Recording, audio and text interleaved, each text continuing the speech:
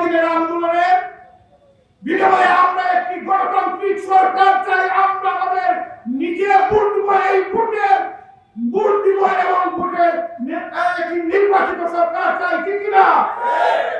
আজকে দীর্ঘদিন আন্দোলনের পরে এই অন্তর্বর্তীকালীন সরকার ফেব্রুয়ারিতে নির্বাচন দিবে। তারাও বুঝতে পেরেছে বাংলাদেশের 18 কোটি মানুষের মনের কথা। এই অন্তর্বর্তীকালীন সরকারের প্রধান ডক্টর ইউনূস বুঝতে পেরেছে বাংলাদেশের 18 কোটি মানুষের প্রাণের দাবি। দীর্ঘ 17 বছর দেশনায়ক তারেক রহমানের নেতৃত্বে আন্দোলন সংগ্রাম করে এই ভোটের জন্য, গণতন্ত্রের জন্য।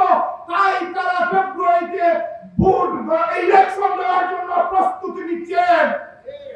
এই প্রস্তুতিতে যারা বাধা দিচ্ছেন তারা বাংলাদেশের শত্রু।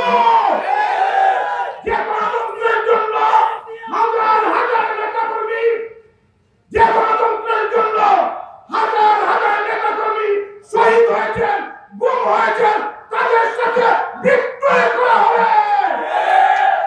যারা এই নির্বাচনের বিরোধিতা করবে তাদের সাথে পুনরায় বিদ্রোহ করবে। দীর্ঘ 17 বছর বাংলাদেশের মানুষ ভোট থেকে বঞ্চিত। দীর্ঘ 17 বছর পরে বাংলাদেশের মানুষ অধীর আগ্রহে বসে আছে উৎসবমুখর পরিবেশে এই ফেব্রুয়ারিতে ভোট দেওয়ার জন্য।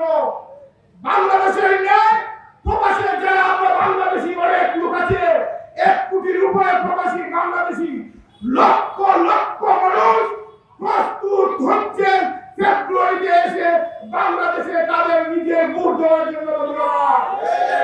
এই সময় যারা এই ভোটের বিরোধিতা করেন তাদেরকে কি বলবেন আপনারা? এরা দেশের শত্রু।